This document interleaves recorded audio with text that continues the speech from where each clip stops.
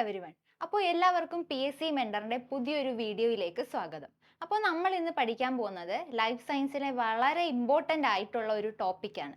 അതാണ് സാംക്രമിക രോഗങ്ങളും രോഗകാരികളും, അതായത് കമ്മ്യൂണിക്കബിൾ ഡിസീസ്. അതും നമ്മൾ രോഗകാരികളെയും പറ്റിയാണ് ഇന്ന് ഈ വീഡിയോയിൽ നമ്മൾ ഡിസ്കസ് ചെയ്യാനായിട്ട് പോകുന്നത്. അപ്പോൾ ആദ്യമായിട്ട് ഒരു കാര്യം പറയാനുള്ളത്, നമ്മൾ ഒരു ഫ്രീ ബൂട്ട് ക്യാമ്പ് സംഘടിപ്പിക്കുന്നുണ്ട്. അതായത് ഒരു 30 മണിക്കൂറിൻ്റെ free course 10th 12th prelims അല്ലെങ്കിൽ 10th 12th എക്സാംസിന് പഠിക്കുന്ന എല്ലാവർക്കും വേണ്ടിയിട്ട് ഒരു ഫ്രീ ബൂട്ട് ക്യാമ്പ് നമ്മൾ അറേഞ്ച് ചെയ്യുന്നുണ്ട്. അപ്പോൾ എല്ലാവരും എന്തായാലും ജോയിൻ ചെയ്യുക. നല്ല യൂസ്ഫുൾ ആയിട്ടുള്ള ക്ലാസ്സുകളായിരിക്കും. റെക്കോർഡഡ് പ്ലസ് ലൈവ് ബാച്ചുകൾ പോകുന്നുണ്ട്. കൂടാതെ ഹാൻഡ് ഔട്ടുകളും നമ്മൾ പ്രൊവൈഡ് ചെയ്യുന്നുണ്ട്. അതുകൊണ്ട് എല്ലാവരും എന്തായാലും ക്ലാസ്സിന് ജോയിൻ ചെയ്യുക. ഓക്കെ, അപ്പോൾ നമുക്ക് ഒട്ടും ലേറ്റ് ആകാതെ ക്ലാസ്സിലേക്ക് കടക്കാം. ഓക്കെ, നമ്മൾ ഇന്ന് പഠിക്കാൻ പോകുന്നത് എന്താണ്? സാംക്രമിക രോഗങ്ങൾ അഥവാ കമ്മ്യൂണിക്കബിൾ ഡിസീസസിനെ പറ്റിയാണ് നമ്മൾ ഇന്ന് പഠിക്കാൻ പോകുന്നത്. നമുക്കറിയാം രോഗങ്ങൾ അല്ലേ, ഒരുപാട് രോഗങ്ങളെ പറ്റി നമുക്കറിയാം. അപ്പോൾ ഈ രോഗങ്ങൾ പരത്തുന്ന രോഗാണുവിനെ നമ്മൾ എന്ത് പറയും? രോഗങ്ങൾ പരത്തുന്ന രോഗാണുവിനെ നമുക്ക് പാത്തോജൻസ് എന്ന് വിളിക്കാം. എന്തെന്ന് വിളിക്കാം? പാത്തോജൻസ് എന്ന് വിളിക്കാം. പാത്തോജൻസ്, അതായത് ഏത് രോഗമായാലും ഈ രോഗം പടർത്തുന്ന ആളെ നമ്മൾ പാത്തോജൻസ് എന്ന് വിളിക്കുന്നു. അതേപോലെ ഈ രോഗാണുവിനെ പറ്റി പഠിക്കുന്ന പഠനശാഖയെ എന്ത് വിളിക്കാം? രോഗാണുവിനെ പറ്റി പഠിക്കുന്ന പഠനശാഖയെ നമുക്ക് പാത്തോളജി എന്ന് വിളിക്കാം. എന്തെന്ന് വിളിക്കാം? പാത്തോളജി എന്ന് വിളിക്കാം. ഇനി നമ്മൾ പറഞ്ഞു സാംക്രമിക രോഗങ്ങൾ എന്ന് പറഞ്ഞു. എന്താണ് സാംക്രമിക രോഗങ്ങൾ? ഒരാളിൽ നിന്ന് മറ്റൊരാളിലേക്ക് പകരുന്ന രോഗങ്ങളെയാണ് നമ്മൾ സാംക്രമിക രോഗങ്ങൾ എന്ന് വിളിക്കുന്നത്. ശരി, ഇനി നമ്മൾ അടുത്ത ഒരു ടേം പഠിക്കാൻ പോകുന്നത് പരാദങ്ങളാണ്. പരാദങ്ങൾ എന്താണ്? അഥവാ പാരസൈറ്റുകൾ. എന്താണിത്? നോക്കാം. മറ്റൊരു ജീവിക്ക് ഹാനികരമാം വിധത്തിൽ അതിനെ ശരീരത്തിലെ സ്രോതസ്സുകൾ ഉപയോഗിച്ച് ജീവിക്കുകയും ചെയ്യുന്ന ജീവികളാണ് എന്തെന്ന് പറയുന്നത്? പരാദങ്ങൾ എന്ന് പറയുന്നത്. അതായത് ഒരു ജീവിയുടെ ശരീരത്തിൽ പറ്റിപ്പിടിച്ചുകൊണ്ട് അതിൻ്റെ ന്യൂട്രിയൻസ് എല്ലാം വലിച്ചെടുത്ത് ജീവിക്കുന്ന ജീവികളെ നമ്മൾ പരാദങ്ങൾ എന്ന് വിളിക്കുന്നു, അഥവാ പാരസൈറ്റുകൾ എന്ന് വിളിക്കുന്നു. അപ്പോൾ പാരസൈറ്റുകൾക്ക് ഒരു എക്സാമ്പിൾ പറയുകയാണെങ്കിൽ നമ്മുടെ തലയിൽ വരുന്ന പേനുകൾ പാരസൈറ്റിന് ഉദാഹരണമാണ് അല്ലേ? അതേപോലെ വയറിനുള്ളിൽ കാണുന്ന ടേപ്പ് വോമും എന്താണ്? പാരസൈറ്റിന് ഉദാഹരണമാണ്. ഇനി നമുക്ക് നോക്കാം, 2 ടൈപ്പ് പാരസൈറ്റുകളുണ്ട്. ഒന്ന് എക്ടോ പാരസൈറ്റും, 2 എൻഡോ പാരസൈറ്റുകളും. അപ്പോൾ എന്താണ് ഈ എക്ടോ പാരസൈറ്റ്, എന്താണ് ഈ എൻഡോ പാരസൈറ്റ് എന്ന് നമ്മൾ അറിഞ്ഞിരിക്കണം. അപ്പോൾ പരാദങ്ങൾ ജീവിയുടെ ശരീരത്തിൻ്റെ പുറത്താണെങ്കിൽ, പരാദങ്ങൾ ഒരു ജീവിയുടെ ശരീരത്തിൻ്റെ പുറത്താണെങ്കിൽ നമ്മൾ അവയെ എന്ത് വിളിക്കും? എക്ടോ പാരസൈറ്റുകൾ എന്ന് വിളിക്കുന്നു. എന്തെന്ന് വിളിക്കുന്നു? എക്ടോ പാരസൈറ്റുകൾ എന്ന് വിളിക്കുന്നു. അതേപോലെ ടേപ്പ് വോം ഒക്കെ ശരീരത്തിനുള്ളിലാണ് അല്ലേ?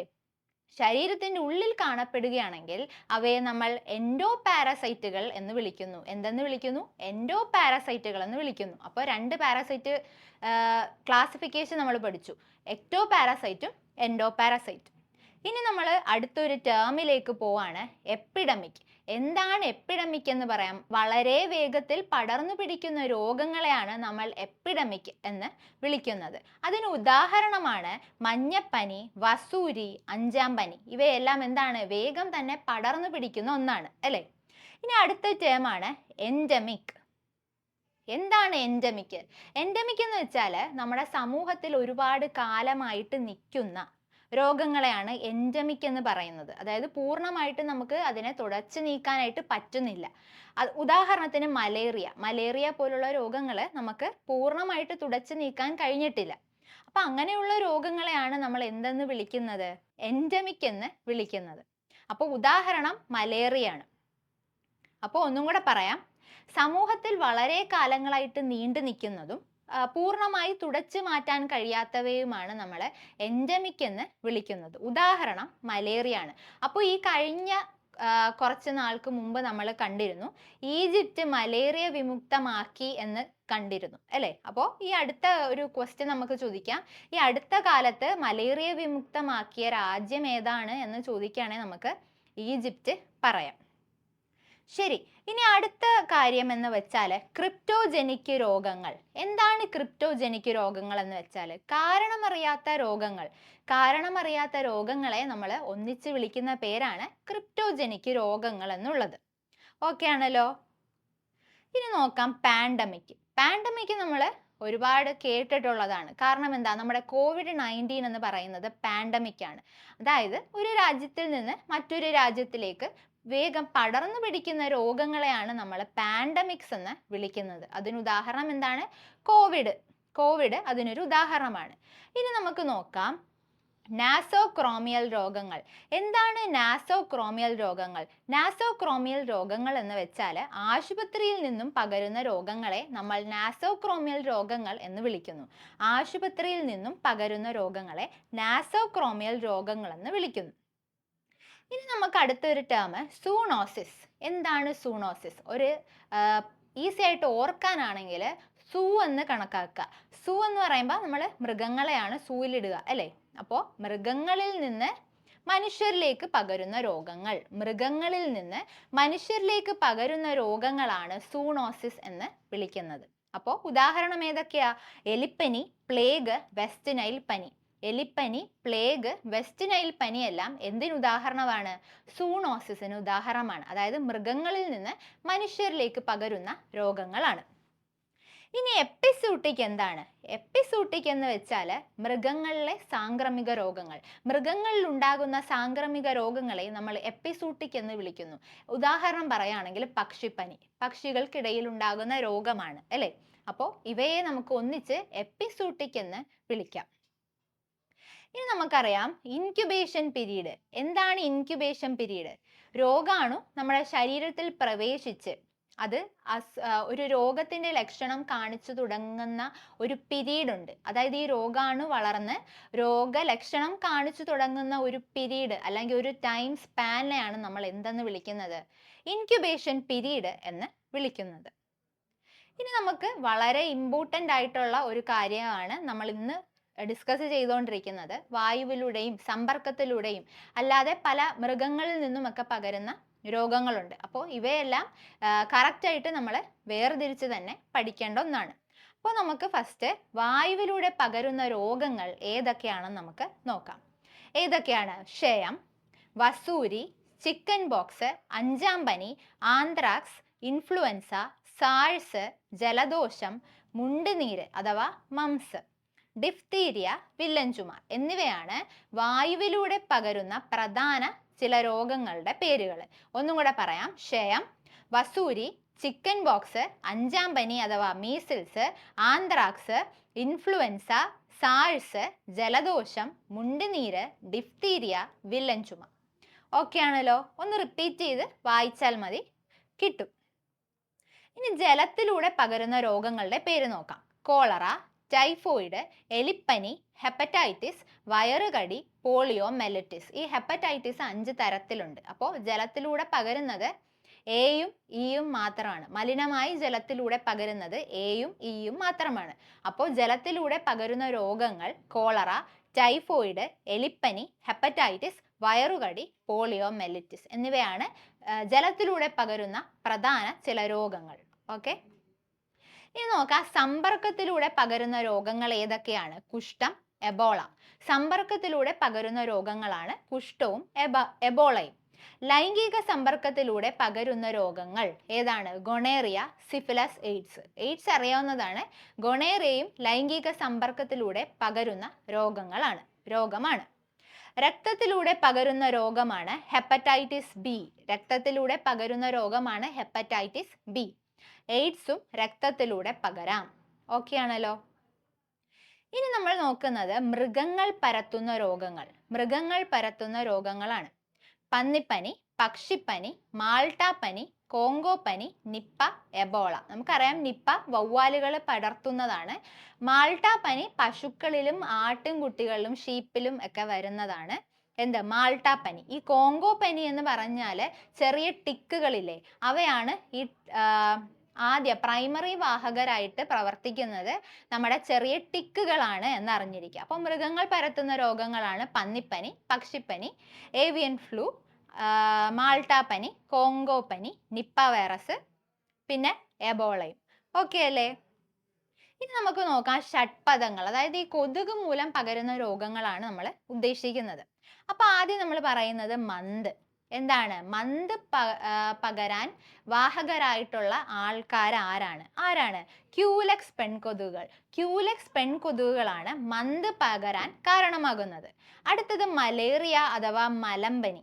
ആരാണ്? അനോഫിലസ് പെൺകൊതുകുകൾ. അനോഫിലസ് പെൺകൊതുകുകളാണ് മലേറിയ പകരാൻ കാരണമായിട്ടുള്ളത്. മലേറിയ പകരാൻ കാരണമായിട്ടുള്ളത് അനോഫിലിസ് പെൺകൊതുകുകളാണ് മലേറിയ രോഗാണുവിന്റെ വാഹകര് എന്ന് പറയുന്നത്. ഇനി നെക്സ്റ്റ് ഡെങ്കിപ്പനി. ഡെങ്കിപ്പനി സിമ്പിൾ ആയിട്ട് നമുക്ക് അറിയാവുന്നതാണ്. ഈഡിസ് ഈജിപ്റ്റി എന്ന് പറയുന്ന കൊതുകുകളാണ് ഡെങ്കിപ്പനി പടർത്തുന്നത്. അപ്പം മന്ത് ക്യൂലെക്സ് പെൺകൊതുകുകളാണ്, മലേറിയ അനോഫിലിസ് പെൺകൊതുകുകൾ, ഡെങ്കിപ്പനി ഈഡിസ് ഈജിപ്റ്റി, ചിക്കൻ ഗുനിയയും ഈഡിസ് ഈജിപ്റ്റി തന്നെയാണ്. സിക്ക വൈറസും ഈഡിസ് ഈജിപ്റ്റി കൊതുകുകൾ തന്നെയാണ് പടർത്തുന്നത്. അപ്പോൾ നമുക്ക് 2 പോയിന്റുകളൂടെ നമ്മൾ അറിഞ്ഞിരിക്കണം. സിക്ക വൈറസ് ഇന്ത്യയിൽ ആദ്യമായിട്ട് റിപ്പോർട്ട് ചെയ്യുന്നത് അഹമ്മദാബാദിലാണ്, വർഷം 2017. അപ്പോൾ 2017 അഹമ്മദാബാദിലാണ് ഇന്ത്യയിൽ ആദ്യമായിട്ട് സിക്ക വൈറസ് റിപ്പോർട്ട് ചെയ്യുന്നത്. അപ്പോൾ ആ കാര്യങ്ങളോട് അറിഞ്ഞിരിക്കുക. മന്ത്, ക്യൂലെക്സ്, മലേറിയ, അനോഫിലിസ് പെൺകൊതുകുകൾ തിരിഞ്ഞു പോകാതെ നോക്കുക. ബാക്കി ഡെങ്കിപ്പനി, ചിക്കൻ ഗുനിയ, സിക്ക വൈറസ് എല്ലാം ഈഡിസ് ഈജിപ്റ്റി എന്ന കൊതുകുകളാണ്. ശരി, ഇനി നോക്കാം. ജപ്പാൻ ജ്വരം രോഗാണുവാഹകരായ പലതരം കൊതുകുകൾ ജപ്പാൻ ജ്വരം പകരാനായിട്ട് കാരണമാകും. പ്ലേഗ്, എലിച്ചെള്ള്, എലിയുടെ മേത്ത് ഇരിക്കുന്ന ചെള്ള് പ്ലേഗ് പകരാനൊരു കാരണമാണ്. ടൈഫസ്, പേന്, ചെള്ള്. കാലാസർ സാൻഡ് ഫ്ലൈ ആണ്. സ്ലീപ്പിംഗ് സിക്നസ് എന്താണ്? സെറ്റ്സെ ഫ്ലൈ എന്ന് പറയുന്ന ഒരു ഫ്ലൈ ആണ് സ്ലീപ്പിംഗ് സിക്നസ് പകരാനായിട്ട് കാരണമാകുന്നത്. ഓക്കെ ആണല്ലോ. ഇനി നമ്മൾ അടുത്ത കാര്യം, നമ്മളിപ്പോൾ ഒരുപാട് രോഗങ്ങൾ പല രീതിയിൽ ക്ലാസിഫൈ ചെയ്ത് നമ്മൾ പറഞ്ഞു. ഇനി ഇവ പടർത്തുന്ന രോഗകാരികൾ ബാക്ടീരിയ ആണോ, വൈറസ് ആണോ, ഫംഗസ് ആണോ എന്നുള്ള കാര്യങ്ങളാണ് നമ്മളിനി ഡിസ്കസ് ചെയ്യാനായിട്ട് പോകുന്നത്. അപ്പോൾ ബാക്ടീരിയൽ രോഗങ്ങൾ തന്നെ നമുക്ക് ആദ്യം നോക്കാം. കോളറ വരാൻ കാരണമായ ബാക്ടീരിയയാണ് വിബ്രിയോ കോളറെ. ആരാണ്? വിബ്രിയോ കോളറയാണ്. വിബ്രിയോ കോളറയാണ് കോളറയ്ക്ക് കാരണമായ ബാക്ടീരിയ എന്ന് പറയുന്നത്. ഇനി നോക്കാം ക്ഷയം ആരാണ്? Mycobacterium tuberculosis. ആരാണ്? മൈക്രോബാക്ടീരിയം ട്യൂബർക്കുലോസിസ് ആണ് ക്ഷയം വരാൻ കാരണം. കുഷ്ഠം ആരാണ്? Mycobacterium leprae. മൈക്രോബാക്ടീരിയം ലെപ്രയാണ് ആ ബാക്ടീരിയ. ഇനി വില്ലൻ ചുമയാണെങ്കിലോ ബോർഡറ്റെല്ല പെർട്ടൂസിസ്. എന്താണ്? ബോർഡറ്റെല്ല പെർട്ടൂസിസ്. എന്താ? ബോർഡറ്റെല്ല പെർട്ടൂസിസ് എന്ന ബാക്ടീരിയ. ഇനി ടൈഫോയിഡ് നമുക്കറിയാം, സിമ്പിൾ ആയിട്ടുള്ള ഒരു കാര്യമാണ്. Salmonella typhi. ബാക്ടീരിയയുടെ പേര് സാൽമോണല്ല ടൈഫി എന്നുള്ളതാണ്. ഇനി എലിപ്പനി ആണെങ്കിലോ ലെപ്റ്റോസ്പൈറ ഇട്രോഹെമറേജിയ. ലെപ്റ്റോസ്പൈറ ഇട്രോഹെമറേജിയ എന്ന ബാക്ടീരിയ ആണ് എലിപ്പനിക്ക് കാരണമാകുന്നത് അല്ലേ. ഇനി നോക്കാം സിഫിലസിന് കാരണമാകുന്ന ബാക്ടീരിയ ട്രിപ്പോണിമ പലീഡമാണ്. എന്താണ്? ട്രിപ്പോണിമ പലീഡമാണ് സിഫിലസ് എന്ന രോഗത്തിന് കാരണം. ഇനി നമുക്കറിയാം ഭക്ഷ്യവിഷബാധ നമ്മൾ ഒരുപാട് മയണൈസിലൊക്കെ കഴിച്ച് ഭക്ഷ്യവിഷബാധയായത് നമ്മൾ കേട്ടിട്ടുണ്ട്. അപ്പോൾ ഇതിലൊക്കെ വളരുന്ന ബാക്ടീരിയ, ഭക്ഷ്യവിഷബാധയ്ക്ക് കാരണമായ ബാക്ടീരിയ ഏതാണ് എന്നുള്ളതാണ്. ഏതാണ്? സാൽമോണല്ല, സ്റ്റെഫലോകോക്കസ്, കൊളസ്ട്രിയം, ബോട്ടുലിനം എന്നൊക്കെ പറയുന്ന ബാക്ടീരിയകളാണ് ഭക്ഷ്യവിഷബാധയ്ക്ക് കാരണമായത്. ഏതൊക്കെയാണ്? Salmonella, Streptococcus, Clostridium, botulinum. Salmonella, Staphylococcus, Clostridium, botulinum എന്നിവയാണ് ഭക്ഷ്യവിഷബാധ ഉണ്ടാകാൻ കാരണമായ ബാക്ടീരിയകൾ. പ്ലേഗ് അറിഞ്ഞിരിക്കുക, ഇമ്പോർട്ടൻ്റ് ആണ്. യെർസീനിയ പെസ്റ്റിസ് എന്ന ബാക്ടീരിയയാണ് പ്ലേഗിന് കാരണമായത്. Yersinia pestis. ഇനി ഡിസെൻട്രി ആണെങ്കിൽ ഷിഗല്ല ബാക്ടീരിയയാണ് ഡിസെൻട്രിക്ക് കാരണമാകുന്നത്. അപ്പോൾ ഒന്നും കൂടെ വേഗം നോക്കാം. Cholera Vibrio cholerae. ക്ഷയം മൈക്രോബാക്ടീരിയം ട്യൂബർക്കുലോസിസ്. കുഷ്ഠം മൈക്രോബാക്ടീരിയം ലെപ്രെ. വില്ലൻ ചുമ Bordetella pertussis. Typhoid Salmonella typhi. എലിപ്പനി Leptospira icterohaemorrhagiae. Syphilis Treponema pallidum. ഭക്ഷ്യവിഷബാധയാണെങ്കിലോ Salmonella, Staphylococcus, Clostridium, botulinum. Plague Yersinia pestis. ഇനി ഡിസെൻട്രി ഷിഗല്ല ബാക്ടീരിയയും. ഇനി അടുത്തത് നമ്മൾ പഠിക്കാൻ പോകുന്നത് വൈറസ് രോഗങ്ങളാണ്. വൈറസ് രോഗങ്ങൾ. അപ്പൊ ആരാണ് ഈ ദിമിത്രി ഇവാനോസ്കി എന്ന് പറയുന്നത്? ദിമിത്രി ഇവാനോസ്കി ആണ് വൈറസിനെ ആദ്യമായി കണ്ടെത്തിയത്. വൈറസിനെ ആദ്യമായി കണ്ടെത്തിയതാണ് ദിമിത്രി ഇവാനോസ്കി. മറക്കാതെ പഠിക്കുക. ദിമിത്രി ഇവാനോസ്കി ആണ് വൈറസിനെ ആദ്യമായി കണ്ടെത്തുന്നത്. ഇനി നമ്മൾ കുറച്ച് വൈറസ് രോഗങ്ങളും അവ പരത്തുന്ന വൈറസുകളെയുമാണ് നമ്മൾ പഠിക്കാൻ പോകുന്നത്.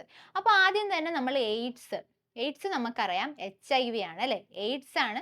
എയ്ഡ്സിന് കാരണമായത് HIV വൈറസ് ആണ്. HIV full form human immunodeficiency virus. എന്താണ്? ഹ്യൂമൻ ഇമ്മ്യൂണോ ഡെഫിഷ്യൻസി വൈറസ് ആണ് HIV ഫുൾ ഫോം എന്ന് പറയുന്നത്.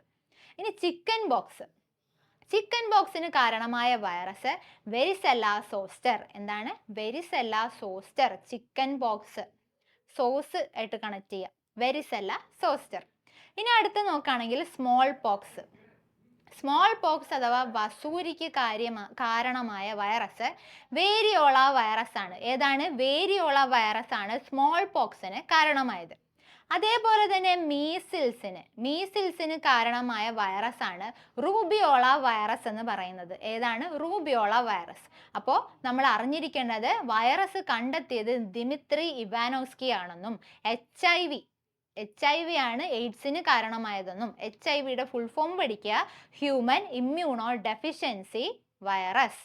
ചിക്കൻ ബോക്സ് വൈറസിന് വെരിസെല്ല സോസ്റ്റർ ആണ് കാരണം. സ്മോൾ പോക്സിന് വേരിയോള വൈറസ്, മീസിൽസിന് റൂബിയോള വൈറസ്. അപ്പോൾ ഇത്രയും കാര്യങ്ങളാണ് നോക്കേണ്ടത്. ഇനി അടുത്ത കുറച്ച് കാര്യങ്ങളിലൂടെ നമുക്ക് പഠിക്കാം. പേവിഷബാധയ്ക്ക് കാരണമായ വൈറസ് ഏതാണ്? പേവിഷബാധയ്ക്ക് കാരണമായ വൈറസ് എന്ന് പറയുന്നത് വിസ്റേ റാബിസ് വൈറസ്. അപ്പോൾ റാബിസ് വാക്സിൻ എടുക്കുന്ന കാര്യം നമുക്കറിയാം അല്ലേ? അപ്പോൾ അതുമായിട്ട് തന്നെ കണക്ട് ചെയ്ത് നമുക്ക് പഠിക്കാം. വിസ്റേ റാബിസ് വൈറസ് ആണ് പേവിഷബാധയ്ക്ക് കാരണമായത്. ഇനി അരിമ്പാറ, നമ്മുടെ മനുഷ്യൻ്റെയും ഒക്കെ വരുന്ന അരിമ്പാറ ഒരു എക്സ്ട്രാ ഗ്രോത്ത് ആണ് അല്ലേ അരിമ്പാറ. അപ്പോൾ ഈ അരിമ്പാറ ഒരു വൈറസ് കാരണമാണ് ശരീരത്തിൽ അരിമ്പാറ രൂപപ്പെടുന്നത്. അപ്പോൾ ഈ അരിമ്പാറയ്ക്ക് കാരണമായ വൈറസ് എന്ന് പറയുന്നത് ഹ്യൂമൻ പാപ്പിലോമ വൈറസ്. ഏതാണ്? ഹ്യൂമൻ പാപ്പിലോമ വൈറസ് ആണ് അരിമ്പാറയ്ക്ക് കാരണമായത്. പിന്നെ അടുത്തൊരു ഇമ്പോർട്ടൻ്റ് സാധനം നമ്മൾ ഡെങ്കു പകർത്തുന്നത് ഏത് വൈറസ് ആണ്? ഡെങ്കുവിന് കാരണമായ വൈറസ് ഏതാണ് എന്നുള്ളതാണ്. ഡെങ്കിപ്പനിക്ക് കാരണമായ വൈറസ് ഫ്ലാവി വൈറസ് ആണെന്ന് അറിഞ്ഞിരിക്കുക. ഏതാണ്? ഫ്ലാവി വൈറസ് ആണെന്ന് അറിഞ്ഞിരിക്കുക. ഇനി പന്നിപ്പനി നമുക്കറിയാം H1N1 വൈറസ് ആണ് പന്നിപ്പനി ഉണ്ടാകാൻ കാരണമായ വൈറസ്. അപ്പോൾ ഈ H1N1 ഫുൾ ഫോമും കൂടെ നമ്മൾ അറിഞ്ഞിരിക്കണം. ഏതാ? ഹീമോഗ്ലൂട്ടിനിൻ 1 ന്യൂറാ അമിനിഡേസ് 1. അതാണ് H1N1 ഫുൾ ഫോം. ഹീമോഗ്ലൂട്ടിനിൻ 1 ന്യൂറാ അമിനിഡേസ് 1 എന്നുള്ളതാണ് H1N1 പൂർണ്ണ രൂപം എന്ന് പറയുന്നത്.